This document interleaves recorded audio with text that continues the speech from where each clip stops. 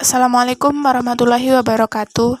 Perkenalkan, nama saya Uswatun Hasanah dari Prodi Pendidikan Ekonomi semester 3, ingin mempresentasikan makalah yaitu aset tetap penurunan nilai. Yang pertama, pengertian aset tetap penurunan nilai. Aset tetap penurunan nilai adalah aset yang nilainya menurun secara permanen karena faktor-faktor eksternal maupun internal yang mempengaruhi kinerja atau manfaat ekonomi aset tetap.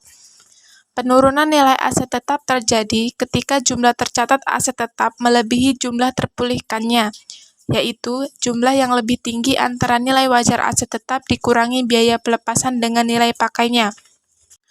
Faktor eksternal dan internal tentang aset tetap penurunan nilai adalah faktor-faktor yang mempengaruhi nilai aset tetap sehingga menurun secara permanen dari nilai tercatatnya. Faktor eksternal dan internal yang berasal dari luar entitas, seperti penurunan nilai yang signifikan, perubahan nilai yang mengurangi aset tetap. Yang ketiga, kenaikan suku bunga pasar atau tingkat imbal dari pasar lain. Jumlah tercatat aset neto entitas melebihi kapitalisasi pasar. Yang selanjutnya, faktor internal dan eksternal yang berasal dari dalam entitas. Yang pertama, kerusakan aset tetap.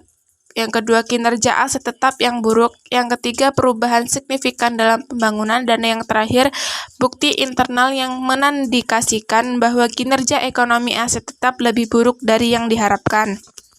Kedua, konsep penurunan nilai aset tetap.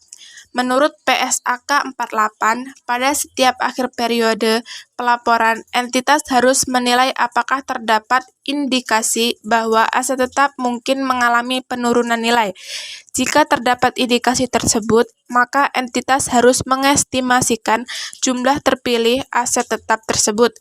Jika jumlah terpulihkan aset tetap lebih kecil dari jumlah tercatatnya, maka entitas harus mengakui penurunan nilai sebesar selisih antara keduanya. Untuk menghitung nilai pakai aset tetap, entitas harus memperkirakan arus kas masa depan yang relevan dengan aset tetap, yaitu arus kas yang berasal dari penggunaan dan pelepasan aset tetap. Yang ketiga, metode penurunan aset tetap.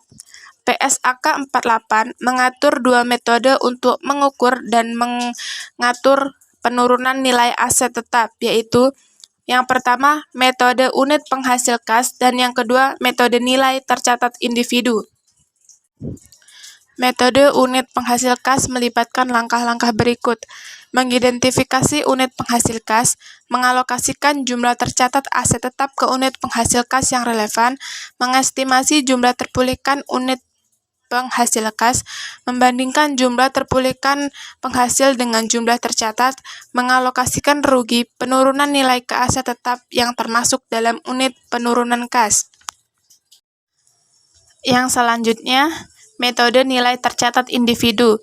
Yang pertama, mengidentifikasi aset tetap yang mengalami penurunan nilai, menghitung jumlah terpulihkan aset, menghitung nilai tercatat aset, menilai impairment, menghitung rugi penurunan nilai, dan yang terakhir mengupdate nilai impairment.